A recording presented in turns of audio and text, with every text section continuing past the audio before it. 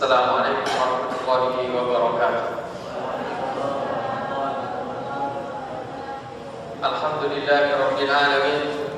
Nahmaduhu wa nasta'inuhu wa nastaghfiruh wa na'udzu billahi min shururi anfusina wa min sayyiati a'malina. May yahdihillahu fala mudilla lahu wa may yudlil fala tajida lahu waliyyan mursyida. Asyhadu an la ilaha illallah wa asyhadu anna Muhammadan abduhu wa rasuluh la nabiyya wa la rasula ba'da. Rabbi shrah li sadri wa yassir li amri wahlul 'uqdatam min lisani yafqahu qawli. Rabbana la ilma lana illa ma 'allamtana innaka antal alimul hakim.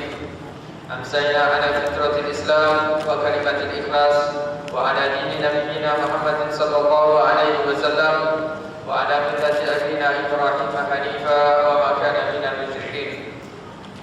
Ikhwan wa akhwati fillah, azza wa azzakumullah.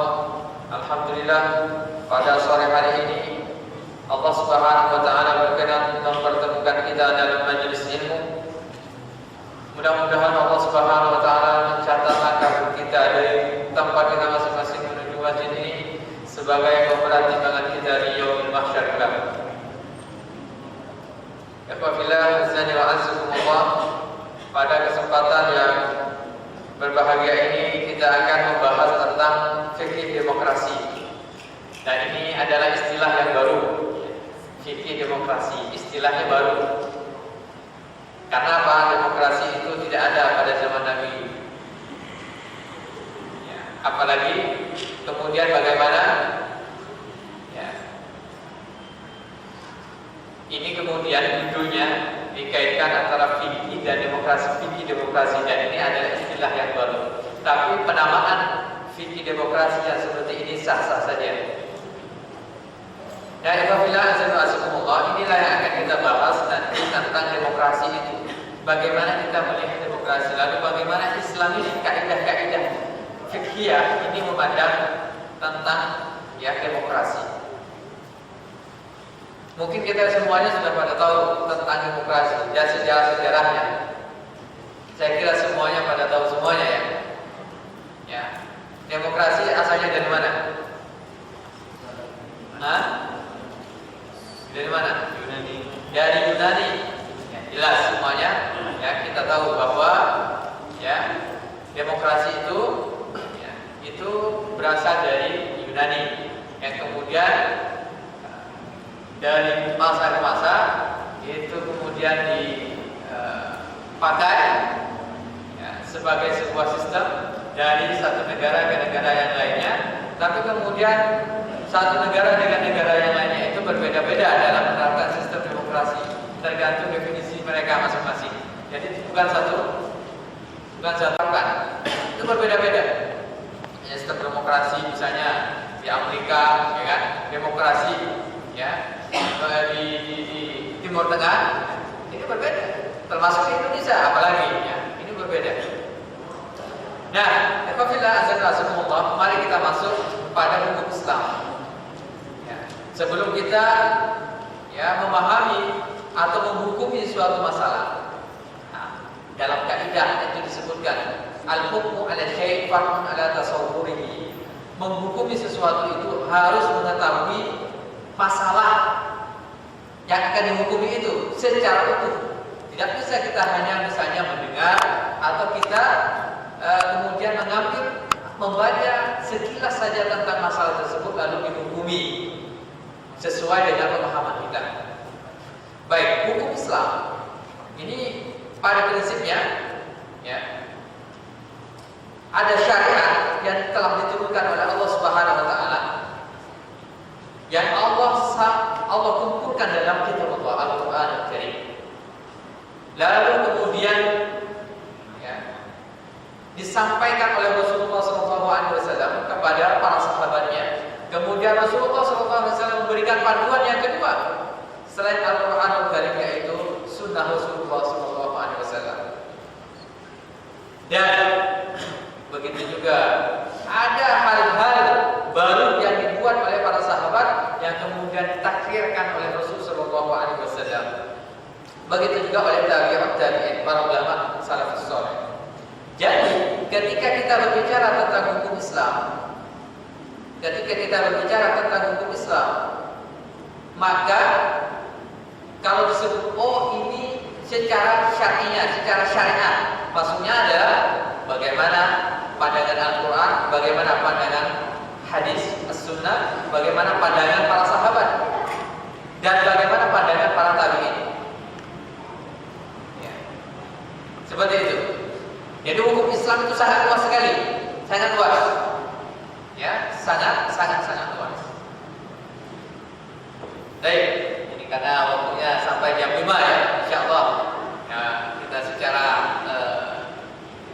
cepat insyaallah akan membahas. Ya, karena kalau membahas ini bisa setengah hari ya, kalau secara rinci. Baik. Nah, berbicara tentang sumber hukum Islam, ya, sumber hukum Islam ini penting bagi kita ketahui, karena ada ya sebagian orang yang kemudian mengatakan bahwa yang penting kita kembali kepada Al-Quran dan Sunnah. Yang penting kita kembali pada Al-Quran dan Sunnah. Ya. Hukum Islam itu, ya, kalau kita baca literatur ya para ulama usul fikih dan ulama fikih, akan kita dapati ada sumber hukum dalil yang disepakati oleh para ulama. Hampir seluruh ulama sepakat. Apa? Ada apa? Pertama Al-Quranul Karim. Yang kedua adalah As-Sunnah, hadis Rasulullah SAW. Yang ketiga adalah Al-Ijma', kesepakatan dari para ulama. Kemudian ya Al-Qiyas. Dan kalau tidak ada, ketika ada masalah dilihat dari Al-Quran. Kalau tidak ada dalam Al-Quran dilihat di hadis. Tidak ada dalam hadis dilihat di ijma'. Apakah ada ijma' para sahabat, ijma' para ulama? Kemudian kalau tidak ada maka al-qiyas. Ya, qiyas. Qiyas ini adalah analogi. Contoh misalnya bagaimana hukum narkoba dalam Islam, bagaimana hukumnya? Ya, makan sabu-sabu atau minumnya sabu-sabu. Nah, ini kalau dilihat dari Al-Quran, hadis, ijma' tidak ada. Ya, hukum imen tidak ada. Ya, sabu-sabu. Tapi kemudian apa? Bagaimana hukumnya? Ini hukumnya berdasarkan qiyas, analogi. Dia analogi kepada apa? Ke khamar. Ya, karena khamar memabukkan, lalu sabu-sabu memabukkan, maka sabu-sabu ini juga ya diharamkan. Karena khamar diharamkan, maka sabu-sabu juga diharamkan. Nah, berbicara tentang masing-masing ini, pendalilan masing-masing ini sangat luas sekali. Ya, nanti ada rukun qiyas itu ada. Ya, apa saja yang boleh dikiaskan, apa saja yang tidak boleh dikiaskan. Ini sangat panjang sekali. Nah, paling tidak 4 hal ini disepakati oleh para ulama, bahwa 4 hal ini adalah sumber dari hukum Islam. Tapi semua sumber itu berlandaskan dari Al-Quran Karim dan hadis Rasulullah SAW. Nah, ada sumber hukum Islam yang diperselisihkan oleh para ulama. Artinya apa? Ada sebagian ulama yang menjadikan, contoh misalnya maslahatul mursalah. Nah, maslahatul mursalah, maslahat ini sebagai sumber. Ini biasanya ada kalau tidak ada teksnya langsung dalam Al-Quran dan hadis Rasul Sallallahu Alaihi Wasallam. Ada ulama yang mengambil maslahatul mursalah, ada yang tidak mau maslahatul mursalah tapi mengambil al-istishab. Ada al-uruf. Al-uruf itu apa? Adat istiadat kebiasaan. Ya. Ada al-istihsan, ya, menganggap baik sebuah perbuatan. Ada syar'u maqoblana. Syar'u maqoblana ini adalah ya sunnah-sunnah umat terdahulu. Ya. Misalnya kisah dari Nabi Musa, kisah dari Nabi, ya, Nabi-Nabi terdahulu. Nah, itu biasanya dia dalil seperti itu. Lalu apa? Qaulus sahabat, perkataan sahabat itu juga terkadang dijadikan dalil oleh para ulama. Nah, ini diperselisihkan. Nah, karena dalil utamanya untuk membuat sebuah hukum itu diperselisihkan, maka hampir secara nyata bahwa setiap permasalahan yang tidak ada teks secara sharih dalam Al-Quran dan hadis Rasul, itu biasanya akan ada perbedaan pendapat di kalangan ulama. Maka perbedaan itu sangat biasa, sangat biasa, lumrah. Jangan ya perbedaan itu kemudian menjadi masalah. Baik, misalnya ya maslahatul mursalah itu definisinya seperti itu, pengambilan suatu hukum dari suatu persoalan yang diamkan syariat karena tidak ada dalil yang jelas yang bisa dijadikan kias, namun memiliki kemaslahatan yang bisa dijadikan ilham. Misalnya Al-Qur'anul Karim dikumpulkan dalam satu mushaf, itu tidak ada perintahnya dari Rasulullah SAW. Tapi kemudian apa? Ya, Abu Bakar Siddiq radhiyallahu anhu itu berinisiatif, ya, karena ada usulan dari Umar bin Khattab radhiyallahu anhu untuk menulis Al-Qur'an dan mengumpulkannya dalam Al-Qur'an. Tapi pengumpulan dicetak dalam satu mushaf itu pada zaman Utsman bin Affan. Dan ini tidak ada. Ya, seandainya mengikuti Rasulullah pada zaman Rasul tidak ada, Al-Qur'an tidak ditulis, ya sudah, Al-Qur'an jangan ditulis. Kalau begitu, ya memang sah-sah saja alasan seperti itu. Tapi apa? Bagaimana nanti dengan umat-umat ya akhir zaman yang tidak ketemu dengan Al-Quran? Ini menjadi masalah. Maka para ulama mengambil maslahatul mursalah. Ada juga al-istisar, penetapan suatu hukum dan suatu perkara yang terjadi saat ini berdasarkan pada penetapannya di masa sebelumnya, selama tidak ada dalil yang menunjukkan akan perubahan hukum tersebut. Begitu juga dengan al-uruf, ini kebiasaan. Ya, al-istisar itu berarti seorang mustahil dari menggunakan kias jari yang sore kepada kias yang kopi. Yang mengkopikan dan umat terdahulu kalau sahabat pendapat para sahabat. Ini adalah pendalilan yang diperselisihkan oleh para ulama. Baik, karakteristik hukum Islam. Karakteristik hukum Islam. Ada yang bersifat thawabit, ada yang bersifat mutaghayyir. Thawabit itu artinya apa? Bersifat tetap. Ya, tidak bisa dirubah dari masa ke masa, dari waktu ke waktu, dari tempat ke tempat, tidak bisa berubah. Thawabit. Ya. Ada yang mutaghayyirat. Mutaghayyirat ini ada hal-hal yang bisa berubah sesuai perkembangan waktu dan zaman. Ini hukum Islam. Kenapa? Karena al-Islamu sholih. Dalam usul fikih itu disebutkan al-Islamu sholih di kulli zaman. Maka Islam itu sholih, senantiasa ya, bisa dipakai, ya, bisa diterapkan dari satu masa ke masa, dari satu tempat ke tempat yang lainnya. Jadi fleksibilitas hukum Islam, ya, banyak yang ruang pemaafan, ya. Ini luar biasa. Banyak dispensasi ini dari hukum Islam. Ya. Pengutamaan yang nas terhadap ketetapan yang sifatnya universal. Kalau yang universal ini banyak pemahaman-pemahaman, ya, yang kemudian para ulama berbeda. Contoh misalnya dalam masalah wudu ini, bahwa wamsahu bi ru'usikum, maka usaplah ru'us kepala kalian. Para ulama itu berbeda pendapat tentang menambah bi ru'usikum. Kalau Imam Syafi'i mengatakan ba'nya ini adalah ditamkin sebagian saja, maka cukup dalam berwudu mengusap sebagian.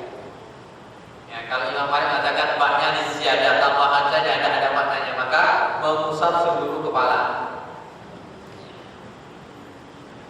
Kemudian apa? Ada kemungkinan nas untuk menerima beberapa pemahaman. Nah, seperti sebagaimana yang saya sampaikan tadi. Ini sebelum kita masuk ke demokrasi, kita perkenalkan dulu bagaimana hukum, ya, dalam syariat Islam. Sehingga apa? Kita mengerti secara utuh dalam menghukumi suatu masalah, termasuk dalam masalah demokrasi ini. Nah, dalam hukum Islam itu ada namanya menghilangkan al-masyaqqah wal haraj. Jadi kesulitan-kesulitan itu bisa hilang. Nanti ada kaidah-kaidahnya. Ada berubahnya fatwa karena berubahnya masa, tempat, kondisi dan kebiasaan. Ya. Kemudian siasat syariah. Kita masuk sekarang ini tentang apa? Definisi dari siasat syariah, politik Islam. Definisinya kalau kita baca misalnya, ya banyak para ulama yang mengarang kitab siasat syariah, politik Islam. Ya. Ini akan kita dapat kesimpulan bahwa politik itu berasal dari kata ya, siasa, sasa, susu siasatan, ya, perbuatan yang membawa manusia lebih dekat pada kebaikan dan jauh dari kerusakan. Itu, ya, pemahaman yang utamanya dari siasa syariah. Perbuatan yang politik Islam itu adalah perbuatan yang membawa manusia lebih dekat pada kebaikan, jauh dari kerusakan. Artinya apa ini? Sama dengan amar ma'ruf nahi munkar. Jadi amar ma'ruf nahi munkar itulah politik Islam. Ya. Misalnya kewajiban mengangkat imamah kepala negara. Ya, kepala negara. Penamaannya ini banyak. Ya, kepala negara dalam Islam itu ada yang namanya khalifah, amirul mukminin, ada imam atau sultan. Ya, tidak bisa khalifah. Ya. Amirul mukminin ini ada sebutan ya pada zaman Umar bin Khattab, amirul mukminin. Ya, kalau khalifah pada zaman Abu Bakar Siddiq. Ya, kemudian kalau imam Ali bin Abi Thalib. Sultan ini biasa digunakan ya setelah ya, pada zaman bisa zaman dari Sultan Fatimiyah sampai Turki Utsmani, pakai sultan. Ya, Turki Utsmani. Nah, ini penamaan banyak. Intinya ya kepala negara. Ya, seperti itu. Nah, perlu kita tahu ini. Dalil wajib mengangkat pemimpin ini dari Islam. Ya ayyuhalladzina amanu atii'u wa atii'ur rasul wa ulil amri minkum. Wahai orang yang beriman, taatlah pada Allah dan Rasul dan taatlah pada pemimpin di antara kalian. Ya. Jadi enggak adalah perintah dari Allah Subhanahu wa taala. Penting dalam politik Islam ada kepemimpinan. Politik Islam ada pemimpin gimana? Kan begitu. Rasulullah SAW dalam hadis Abu Dawud mengatakan, "Idza kharaja salasatun fi safarin falyu'ammiru ahaduhum." Apabila ada 3 orang melakukan perjalanan, maka hendaknya menunjuk 1 orang menjadi pemimpin mereka. Artinya apa? 2 orang saja atau 3 orang saja diperintahkan oleh Rasulullah untuk mengangkat 1 pemimpin. Apalagi 1 RT. Ya, bagaimana 1 kecamatan, apalagi negara. Nah, ini diatur dalam Islam. Ya, kemudian apa? Mengangkat pemimpin juga merupakan hikmah. Ya, kemudian secara logika juga sama. Ya, harus ada kepemimpinan. Lalu ada kaidah yang mengatakan, "La yatimul wajib illa bihi fa huwa wajib." Sesuatu yang tidak sempurna kecuali dengan sesuatu, maka sesuatu itu menjadi wajib. Ini kaidah usuliyah. Nanti akan secara khusus akan kita bahas. Metode pengangkatan kepala negara ini penting pada zaman para sahabat. Abu Bakar Siddiq radhiyallahu anhu, mekanismenya apa? Musyawarah para sahabat senior dan muhajirin dan ansor. Ya, inilah yang disebut dengan ahlul halli wal aqdi. Jadi para sahabat senior ngumpul setelah meninggalnya Rasul. Ya. Setelah terjadi ya ketegangan antara muhajirin dan ansor, tapi kemudian karena mereka ya memiliki keimanan yang sangat kuat, mereka kemudian ya bisa bermusyawarah. Mereka para sahabat muhajirin dan ansor, ya para kibarnya, ini kemudian bertemu. Lalu siapa kira-kira yang akan mengganti Rasulullah SAW? Jadi Abu Bakar dipilih menjadi khalifah itu melalui mekanisme apa? Musyawarah para sahabat senior, muhajirin dan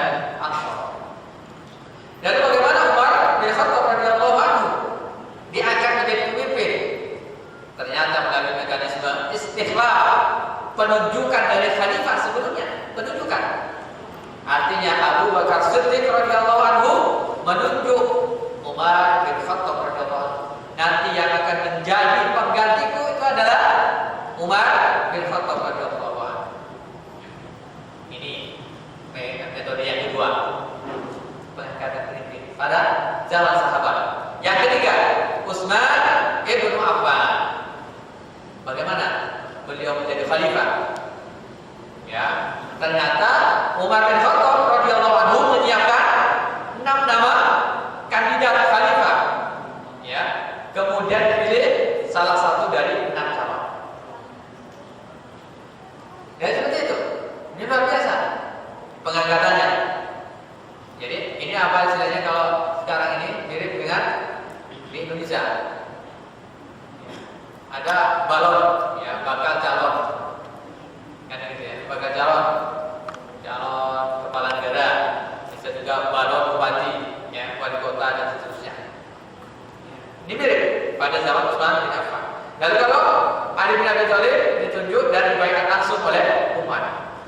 Nah ternyata kalau kita baca sejarah dari para ya ulama, ketika berbicara tentang kekhilafan Islam tidak ditemukan satu dalil pun dari Al-Qur'anul Karim dan hadis-hadis Rasulullah SAW serta dari para sahabat yang mengatakan bahwa kepemimpinan cuma satu saja, itu tidak ada.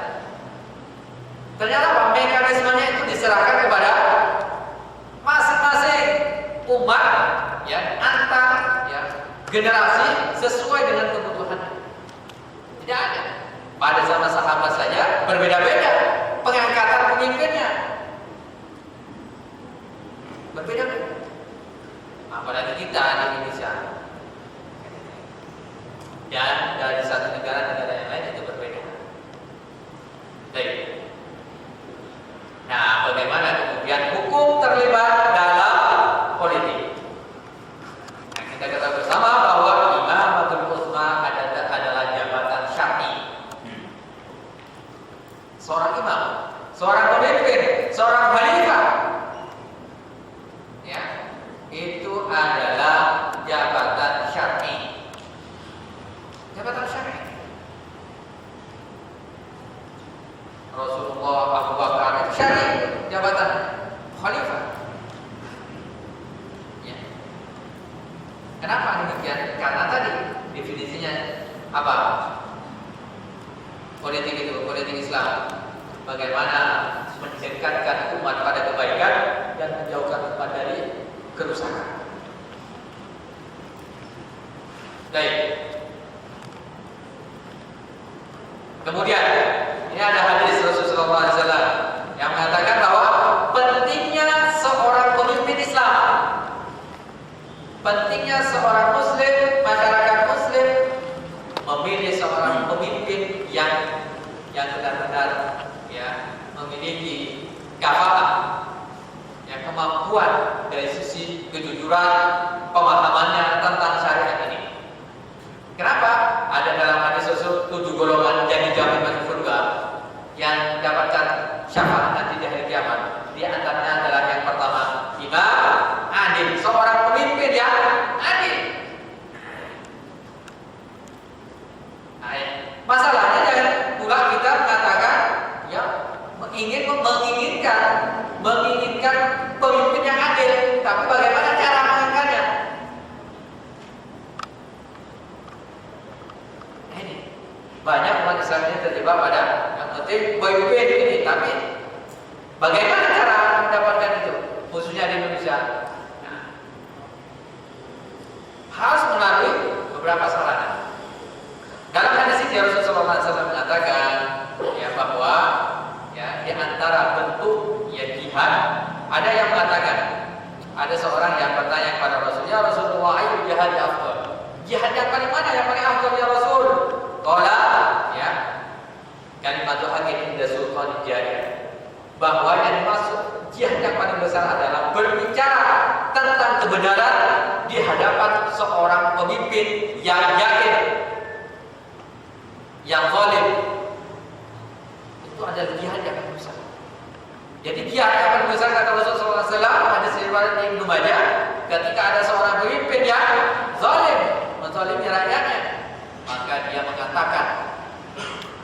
kebenaran di hadapan pemimpin itu.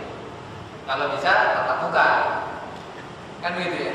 Tapi kalau tidak memungkinkan tatap muka pun efeknya tidak ada, maka dengan cara apa? Menurunkan masyarakatnya, tidak masalah. Itu bagian dari ya kalimat hakim udah sultan jadi.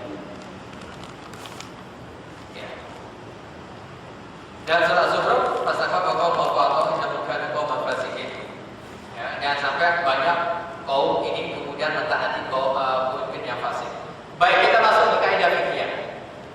Pertama, ada kaidah dalam fikih yang mengatakan ma la yatimul wajib illa bihi fa huwa wajib. Sesuatu yang tidak sempurna, ya, kewajiban itu tidak sempurna kecuali dengan sesuatu, maka sesuatu itu menjadi wajib.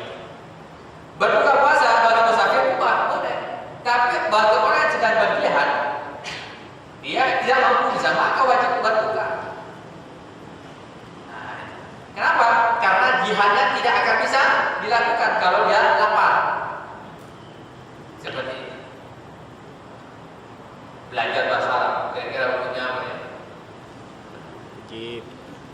Wajib. Kalau dilihat dari kaidah fikih ini, kenapa? Karena Al-Qur'anul Karim dan hadis Rasul berbahasa Arab.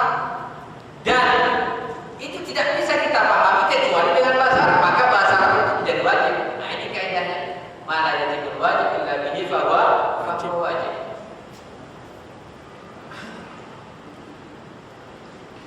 Begitu juga menciptakan kebaikan dan maslahat kaum muslimin dalam kehidupan dunia dan akhirat, serta menjamin kebebasan menjalankan syariat Islam adalah kewajiban. Sarana apa saja yang digunakan untuk mencapai tujuan tersebut menjadi wajib.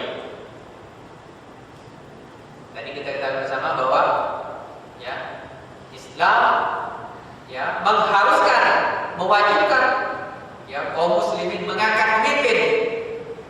Bagaimana caranya? Sarana yang ada itulah yang bisa ditempuh untuk mengangkat pemimpin yang ada. Kenapa demikian? Karena sarana itu bukan termasuk dari thawabit. Seperti itu. Kalau sekarang ini sarananya adalah yang ada apa? Sekarang mengangkat pemimpin di Indonesia dengan sarana apa? Pemilu. Ya, yang ada dalam sistem demokrasi, maka hal itu menjadi wajib. Baik. Yang kaidah yang kedua, al-umur bimaqasidiha.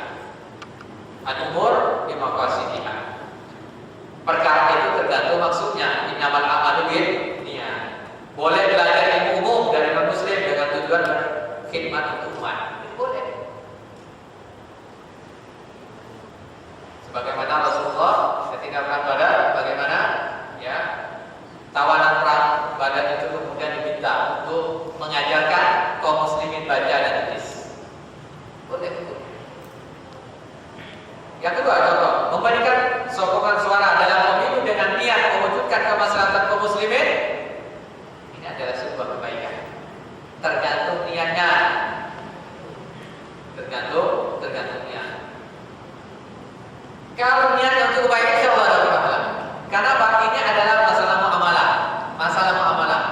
Kaidahnya muamalah itu adalah al-aslu fil asya'i al-ibaha hatta yadulla dalilu ala tahrimihi. Asal dari muamalah itu adalah boleh sampai ada dalil yang mengharamkannya. Pemilu itu hukumnya apa? Ya, boleh-boleh saja. Masalah muamalah itu bukan masalah akidah. Harus kita dengarkan, pemilu itu bukan masalah akidah, tapi masalah muamalah. Kalau muamalah hukum asalnya adalah boleh sampai ada dalil yang mengharamkan. Kaidah yang ketiga, la dharara wa la dirar. Tidak boleh memberikan mudarat pada diri sendiri dan tidak boleh memberikan mudarat pada orang lain. Contoh, ya. Dalam masalah mudarat ini yang harus cegah sebelum terjadi prediksi akan terjadi, sedang terjadi mudarat itu atau setelah terjadi mudarat itu. Kita harus cegah semampu kita. Misalnya sekarang kalau seandainya ini dipimpin Indonesia dipimpin oleh seorang A, B, C, maka Indonesia akan babak belur. Kan sudah bisa diprediksi itu.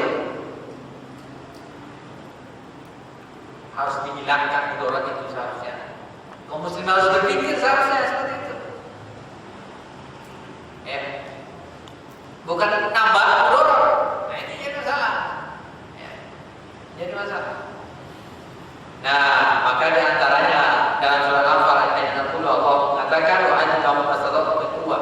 Persiapkan kekuatan kalian. Kata Allah Subhanahu wa taala, apa ini? Antisipasi supaya tidak terjadi mudarat yang lebih besar. Persiapkan dari sisi harta, kekuatan, ya, dan seterusnya.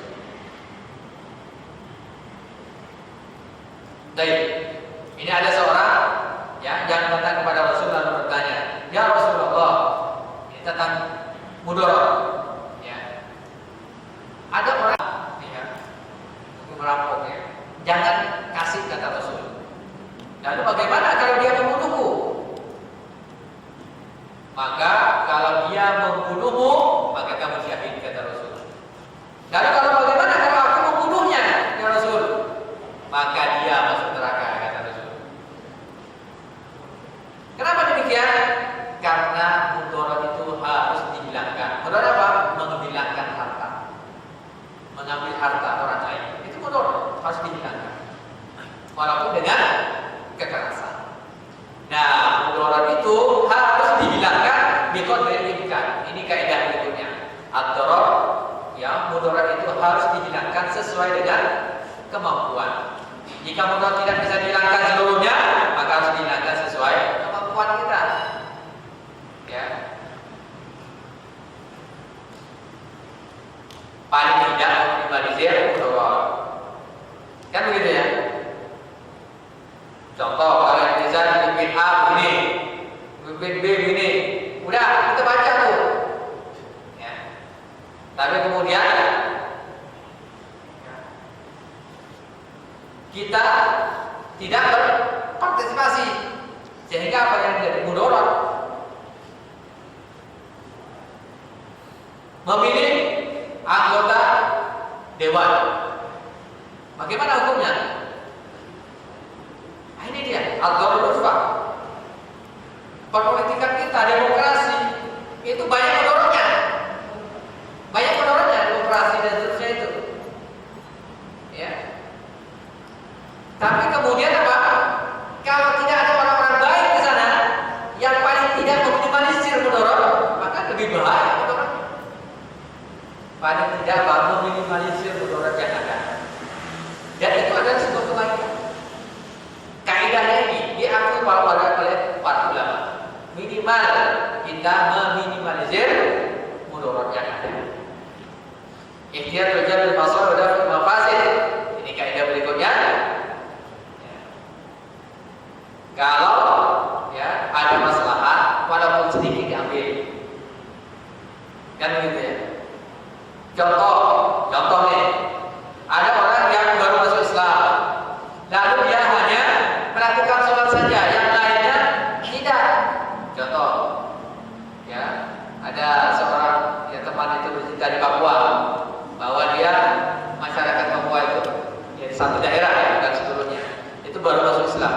Dan dia hanya tahu bahwa Islam itu sholat saja, tidak mengharapkan, mereka tidak tahu bahwa babi diharapkan. Lalu apa mereka sholat lalu makan babi juga. Nah, bagaimana ini? Nah, maka tetap saja mereka silakan melakukan sholat sambil dibimbing sedikit demi sedikit. Jangan malah tinggal udah selesai dimurtadkan. Begitu tidak. Sama dengan masalah mudarat ya yang ada di ya, masyarakat kita. Nah, kalau ada seorang muslim diberi jabatan oleh non-muslim, hendaknya yang terima. Supaya apa? Ada kemaslahatan bagi kaum muslimin secara umum dan mencegah kerusakan yang lebih besar. Kan begitu. Kalau ada umat Islam yang paling tidak memperjuangkan hak-hak kaum muslimin, ya minimal ya, bebas menjalankan agamanya masing-masing. Kan begitu ya. Bebas memakai jilbab menutup aurat. Ini harus diapresiasi seharusnya. Seharusnya seperti itu. Supaya tidak muncul mudarat yang besar. Nah, kaidah berikutnya adalah ad-darar asyad yuzar bil akhaf besar atau secara al-khaf ad-dararain. Ya. Mudarat itu ya. Kalau ada dua mudarat, maka harus dipilih yang lebih apa? Yang lebih ringan mudaratnya. Nah, itu Kalau ada dua pemimpin nih, masalahnya kita sekarang ini pemimpin ini yang kita dengan mudorot. Satu, ya, kalau di persentase misalnya nilainya 40, satunya ya 30. Mana yang kita pilih? Maka kita pilih yang paling sedikit mudorotnya bagi Islam. Siapa? Di antara keduanya. Sama seperti misalnya begini, ada seorang yang kemudian ya tangannya terkena penyakit tumor. Lalu kata dokter, dia diperiksakan, kata dokter ini harus diamputasi. Nah, bagaimana nih? Kan dua-duanya mudorot. Kalau tangannya tidak diamputasi, melebar dia. Tapi kalau tangan diamputasi tidak, tapi tangannya hilang. Kan sama-sama mudorot. Maka implementasi dari kaidah ini apa? Maka dipilih mudorot yang paling ringan, yaitu apa? Ya. Ini harus dipenggal tangannya. Nah, gitu. Karena mudorotnya kecil, cuma kehilangan satu tangan daripada kehilangan tubuh, kan begitu. Ya. Sama dengan ya sistem demokrasi, ada mudorot. Ya. Tapi kemudian mudorot ini bisa diminimalisir. Kalau bisa diminimalisir, maka ini lebih utama. Nah, contoh lain, Nabi Khidir membocorkan perahu dan membunuh seorang anak. Membocorkan perahu kan mudorot. Ya. Tapi apa? Mudorotnya itu lebih ringan daripada perahunya semuanya diambil. Ya, kan begitu. Membunuh anak sama, mudorotnya lebih kecil. Kenapa? Karena cuma satu anak, satu nyawa yang mati. Kenapa? Diprediksi dia nanti akan membunuh banyak orang. Mendingan satu orang saja dibunuh. Ya. Sangat luas sekali cakrawala ya, kaidah dalam Islam ini. Ya. Tidak sempit kita memandangnya. Ya. Nah, apalagi ada kaidah yang mengatakan idastamatil maslahatul wal mafsadah fanaman ala al-jami'ima. Ya, kalau ada maslahat dan mafsadah berbarengan, maka diambil yang paling rajih. Ya, misalnya mengeluarkan harta untuk membebaskan tawanan perang. Ada misalnya di Palestina kaum muslimin kemudian dipenjarakan, mereka minta tebusan, mengeluarkan harta, memberikan harta pada Zionis Israel itu adalah masalah, ya kan, masalah mudorot. Tapi kemudian, ya, kalau kaum muslimin itu dibebaskan, masalahnya lebih banyak lagi, maka masalah itu yang diambil. Tidak masalah memberikan harta pada kaum perang, pada kaum kufar untuk membebaskan orang. Begitu juga dalam terlibat dalam demokrasi sekarang ini. Ya. Ada masalah, ada mafsadah. Ya. Maka ambil masalahnya. Ada sisi positifnya di situ. Nah, ini baru az-zawahir wan nazar fil ma'alat. Ini kaidah berikutnya. Ya, bagaimana Rasulullah di awal ya dakwah Rasul tidak menghancurkan ya patung-patung di Ka'bah. Itu juga sama. Ya. Ini apa? Ini baru wan nazar fil ma'alat. Beliau ini melihat akibat, ya, melihat akibat ini menjadi ijtihad juga dari para ulama. Ya, contoh yang lainnya adalah bagaimana Rasulullah tidak membunuh kaum munafikin. Abdullah bin Ubay bin Salul. Kenapa ada di depannya jelas-jelas munafik? Nah, ijtihad dari beliau ini apa? Supaya orang-orang tidak ya di kemudian hari mengatakan bahwa anna Muhammadan qatala ashabahu. Ya, Muhammad itu akan membunuh sahabatnya sendiri. Supaya tidak terjadi itu. Maka itulah yang ijtihad. Ijtihad adalah an-nazar fil ma'adat. Akibat. Kalau ini menjadi dihukum ini, apa yang akan terjadi? Nah, ini kalau kita meninggalkan demokrasi, tidak mau memakai demokrasi, apa yang akan terjadi?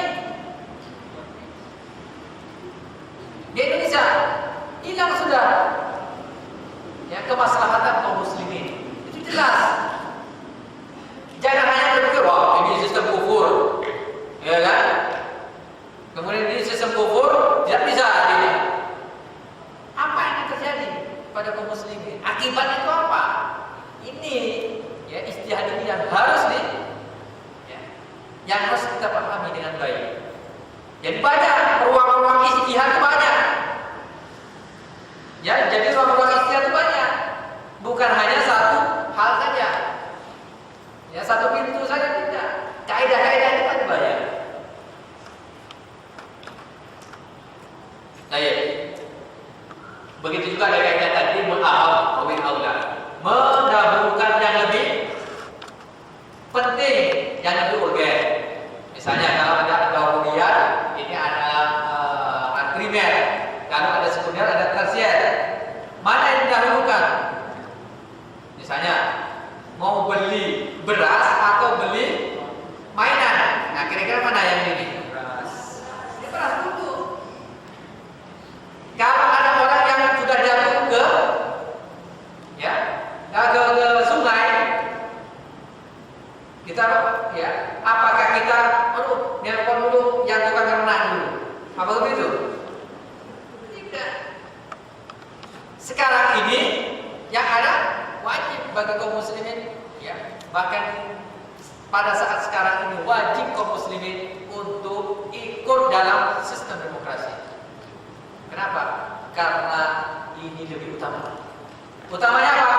Untuk menjamin kelangsungan, ya, beragama, menjalankan syariat Islam. Minimal individunya dulu, sebelum kemudian seluruh masyarakat Islam khususnya di Indonesia misalnya menghendaki syariat, silakan. Cuma masalahnya sekarang ini masyarakat Indonesia ini belum mau menjalankan syariat ini. Contoh misalnya ada beberapa di Tangerang Selatan misalnya ingin dibuat undang-undang anti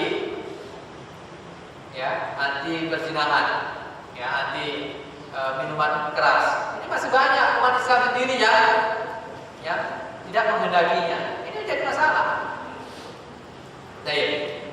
Ada dawabit tidak boleh, ini batasan-batasan dalam syariat, tidak boleh meyakini bahwa dirinya dan selainnya memiliki hak membuat hukum selain Allah. Tidak boleh. Dalam demokrasi ataupun di luar demokrasi, atau meyakini bahwa keterlibatannya tersebut untuk tujuan meringankan keburukan atau meminimalkan kerusakan. Ini dawabitnya. Kalau tidak bisa menghilangkan seluruh mudarat, maka paling tidak meminimalisir. Tidak terlibat dalam praktek demokrasi kecuali telah tahakkuk adanya maslahat sesuai dengan kemampuan. Tidak boleh terlibat ya orang-orang yang lemah, yang rentan fitnah. Ini batasannya.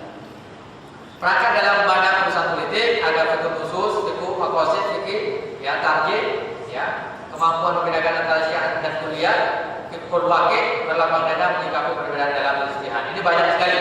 Makanya ya dalam masalah ya berijtihad para ulama ini sangat banyak sekali. Nah, ikhwafillah, ya ini demokrasi. Kalau dalam masalah ini antum semua bisa membacanya. Ya, demokrasi apa perbedaan antara persamaan antara demokrasi dan syura? Ya, ini ada sisi persamaan, ada ya perbedaan. Ya, kalau persamaannya ini antara demokrasi dan syura. Ya, yang sering diperdebatkan ini demokrasi, ya bukan syura, kita ini syura, gitu ya, dan demokrasi dan seterusnya. Ini ada tetap persamaannya. Ada perbedaan antara demokrasi dan ya syura. Ya, kalau demokrasi itu sumber dan kesadaran rakyat, kalau syura wajib ilahi. Ya, kekuasaan dan kedaulatan tangan rakyat, kedaulatan milik hukum syariat dan seterusnya. Ya.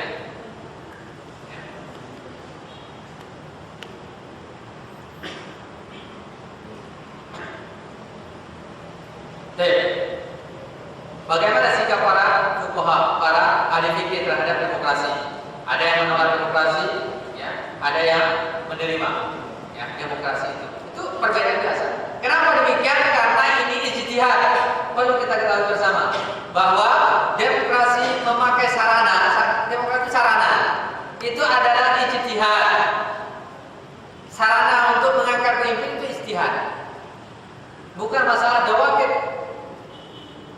Yang ada sekarang ini ibarat gini ya, ibaratnya kalau kita analogikan, ada ya kendaraan itu ada yang ya satu sepeda motor butut, ada satu ya yang idealnya itu adalah pakai ya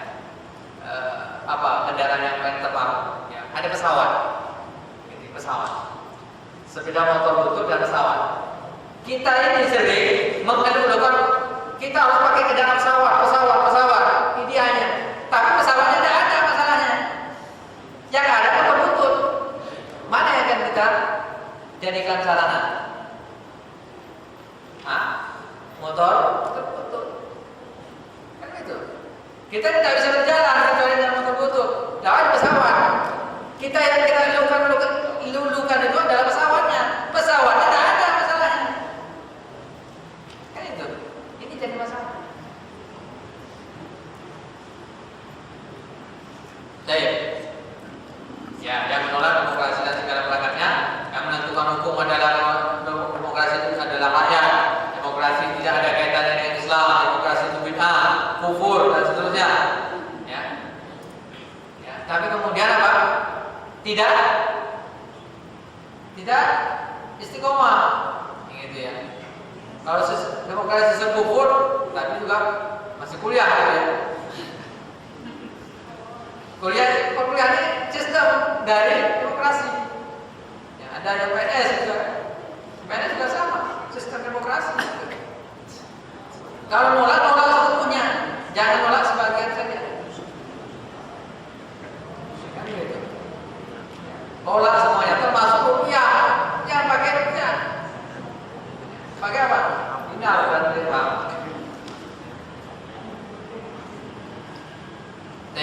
Yang menerima demokrasi secara mutlak, ya, tidak demokrasi, ya, tidak bertentangan dengan Islam. Hak rakyat memimpin demokrasi adalah sarana dalam mencapai nilai keadilan, ya, dan seterusnya. Ya. Intinya sebenarnya sarana yang ada ini baru demokrasi sekarang ini. Kalau misalnya contoh, misalnya ada yang oh ini saran kita, sistem kita harus khilafah misalnya.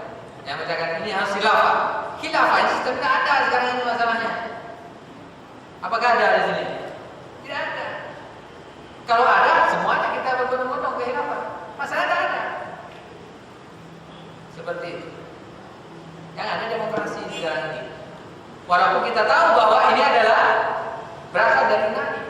Ini sarana dengan kaidah-kaidah pertimbangan kaidah yang disampaikan di atas. Ya. Ini tadi asal mula, ya, demokrasi adalah masalah muamalah, ya, keduniaan, bukan masalah akidah.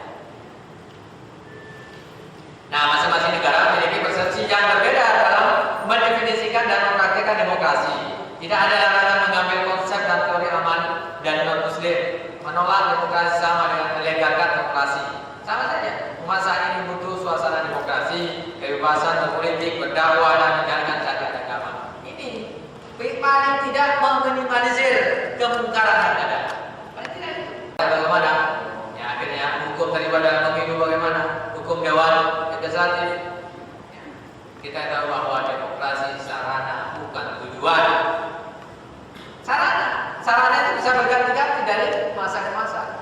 Ya, mungkin sekarang ini pakai motor butut, nah mungkin nanti bisa pakai mobil, bisa pakai pesawat dan seterusnya.